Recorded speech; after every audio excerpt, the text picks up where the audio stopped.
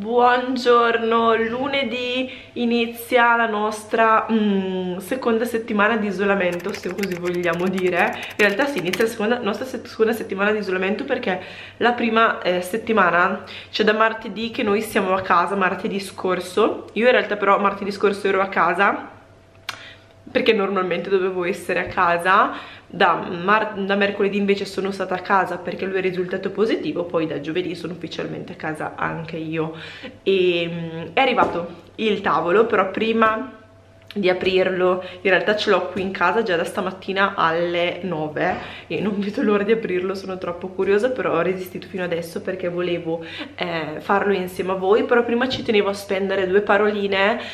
Volevo ringraziarvi per tutti i commenti che mi avete lasciato sotto l'ultimo video, dove appunto vi annuncio che io e Ste siamo risultati positivi al tampone. Adesso abbiamo il tampone programmato fra 14 giorni e faremo il tampone quello molecolare ufficiale, che poi è quello che io ho già fatto per ben 2 volte, perché la prima volta l'avevo fatto in ospedale quando ero andata al pronto soccorso, dopo che ero stata aggredita dal cane, mentre la volta successiva l'ho fatto perché erano positivi, era risultata positiva mia sorella ad ottobre e io ero stata a contatto con lei, invece in quel caso io ero risultata negativa. Stavolta siamo positivi soltanto io e lui. Fortunatamente non abbiamo avuto più nessun contatto da quando abbiamo iniziato, da quando lui ha iniziato ad avere i sintomi, e quindi ci siamo proprio allontanati da tutti. Non abbiamo più avuto rapporti sociali, se non tra me e lui ovviamente. Praticamente siamo solo io e lui e le cagnoline, ci teniamo compagnia, così da una parte è un bene vivere questa situazione in compagnia, perché almeno le giornate passano più tranquille e sembra quasi una giornata pressoché normale, diciamo. Comunque grazie davvero per tutti i messaggi che ci avete lasciato, li ho letti praticamente tutti. In realtà non ho ancora risposto, poi magari vi metto i cuoricini per farvi sapere che li ho letti, perché comunque sono stati tanti. Come avete detto voi, fortunatamente stiamo bene, quindi sicuramente quello è l'importante, però bisogna fare attenzione. Infatti anche adesso con i corrieri non usciamo, ma gli faccio appoggiare tutte le cose vicino al cancellino, e poi in un secondo momento, appena loro vanno via, vado a recuperarli. E mi avete anche consigliato, alcune di voi ho letto, di fare il tampone molecolare, quello diciamo più sicuro, perché tante volte il tampone rapido può dare dei falsi positivi. Invece ho sentito il mio medico e mi ha detto che quando il tampone rapido dà un test positivo è praticamente sempre giusto l'esito.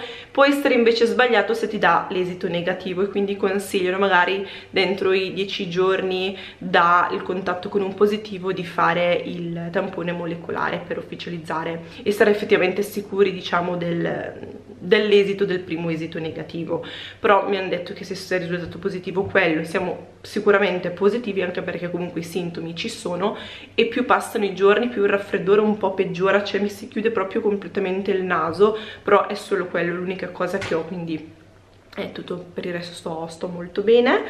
E quindi niente, non sappiamo ancora quando faremo il tampone di ritorno, però devono passare appunto 14 giorni tutti, quindi penso di fare tutta questa settimana e quasi tutta la prossima in casa. Poi magari verso fine settimana prossima andremo a fare il tampone appena ci chiamano, anche perché qui a Brescia siamo proprio pieni di casi, e anche l'attesa per fare il tampone si posticipa ulteriormente, proprio perché ci sono tante persone che lo devono fare, e quindi si allunga davvero di parecchio il giorno dell'appuntamento, insomma, per poi andare effettivamente a fare il tampone con il drive-in. Detto questo, apriamo finalmente il tavolo e vediamo se riusciamo a montarlo, perché è pesantissimo. Abbiamo fatto una fatica tremenda a portarlo in casa perché è di una pesantezza. Intanto l'abbiamo messo qua, è di una pesantezza incredibile. Incrociamo le dita. Questa è la situazione in casa mia al momento. Qui abbiamo la base del tavolo e qui invece ci sono le gambe, che viste così sembrano molto più piccole rispetto al tavolo, direi di partire dal pacco più piccolo, che è sicuramente più facile da gestire, e poi vado a aprire questo, anche se sicuramente da sola non ce la faccio, perché, cioè, guardate, è immenso, proprio immenso. Abbiamo anche recuperato questo cartone che normalmente teniamo da parte per situazioni di questo tipo, quando magari dobbiamo montare qualcosa in casa.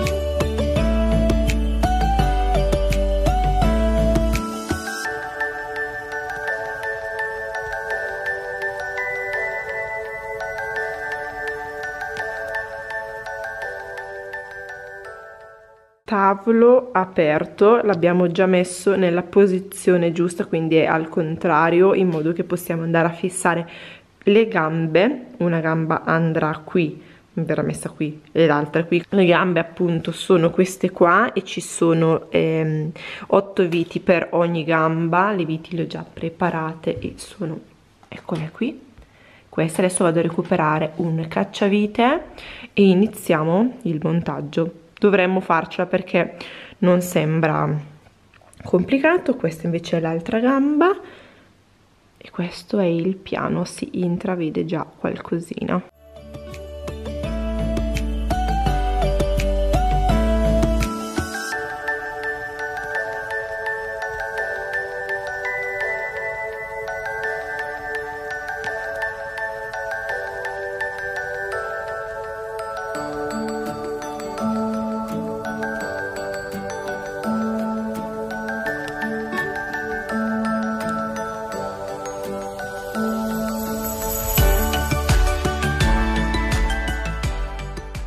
E dopo un po' di tempo ce l'abbiamo fatta grazie all'avvitatore, perché altrimenti a mano saremmo ancora qui. Adesso non ci resta che girarlo e la vedo molto dura, ma ci proviamo. L'abbiamo girato, è pesante, davvero pesante, molto più pesante rispetto a quello che avevamo prima.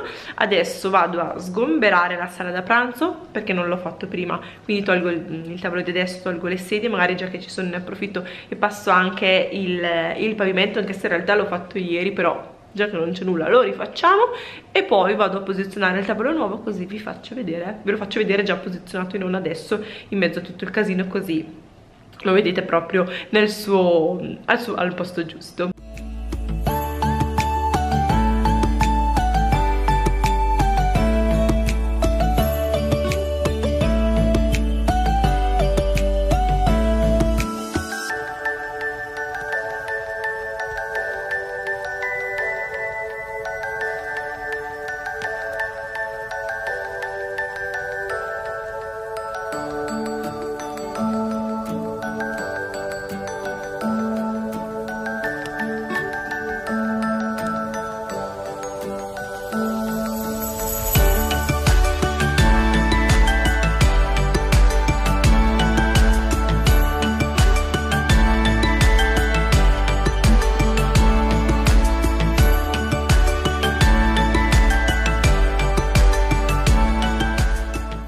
Ve lo faccio vedere senza nulla sopra, anche se poi penso di mettere le cose che c'erano prima.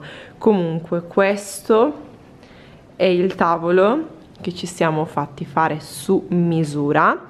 Abbiamo scelto sia l'asse sopra che il modello di gamba, che poi è questo.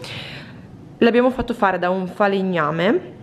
Il piano è in massello di rovere e misura 1 metro di larghezza rispetto a quello che avevamo prima, che era di 90 cm, quindi è più largo, e per chi sta a capotavola sicuramente ci si sta molto più comodamente, perché guardate quanto spazio che c'è.